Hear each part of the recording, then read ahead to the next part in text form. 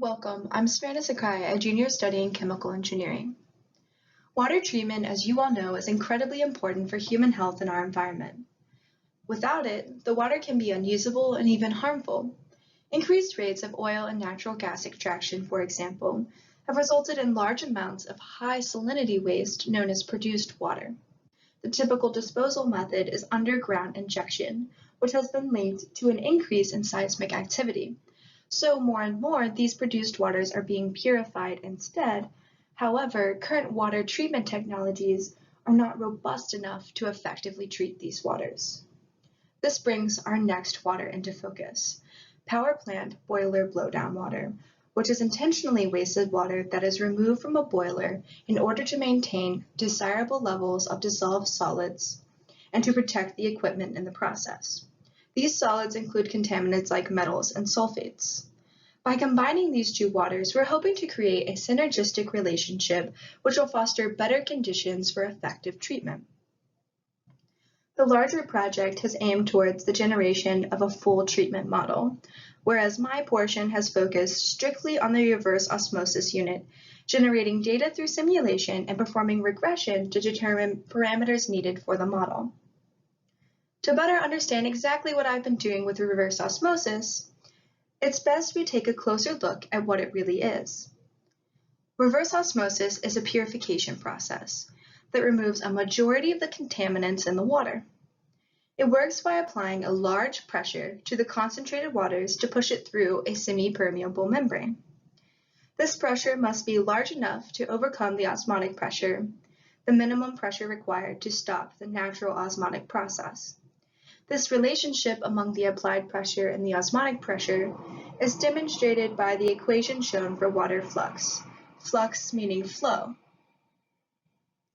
This pressure allows pure water to flow through while leaving behind the contaminants. To increase the water recovery, you can add more stages of treatment, essentially adding more filtrations of the concentrated waters, or with the addition of pressure vessels, because they allow a singular stage to take on more water.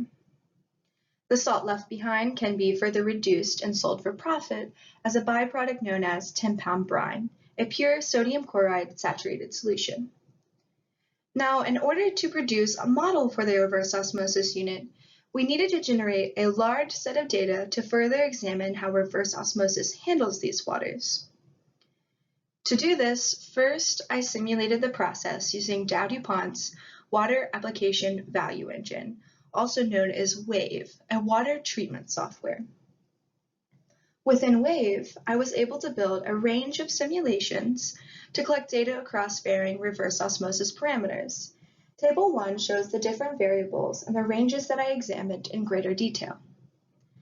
An overview of the simulation results indicate that increasing the number of pressure vessels results in a higher water recovery and requires fewer stages of treatment, showing a potential reduction in cost and increased efficiency in the overall system. Next, I imported all the data for a one-stage design into MATLAB for analysis.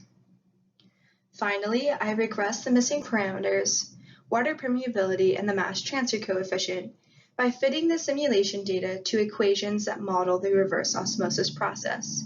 And you can take a deeper look at these equations in the reverse osmosis section. Figure 3 shows the parameter regression for water permeability, which I was able to estimate with an average error of about 2.4%. In Figure 4, you can see the fit for the mass transfer coefficient, which I was able to estimate with an average error of less than 1%. Now for salt permeability, it is described by salt retention as a function of flux. So regression was not necessary because salt retention for this membrane is actually a constant. A value could be determined at any given value of flux.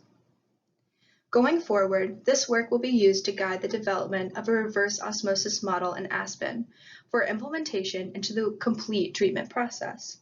In the future, we hope to confirm these results obtained from purely simulated data with real experimental data as it becomes available to us. If you have any questions, please let me know, and thank you so much for listening.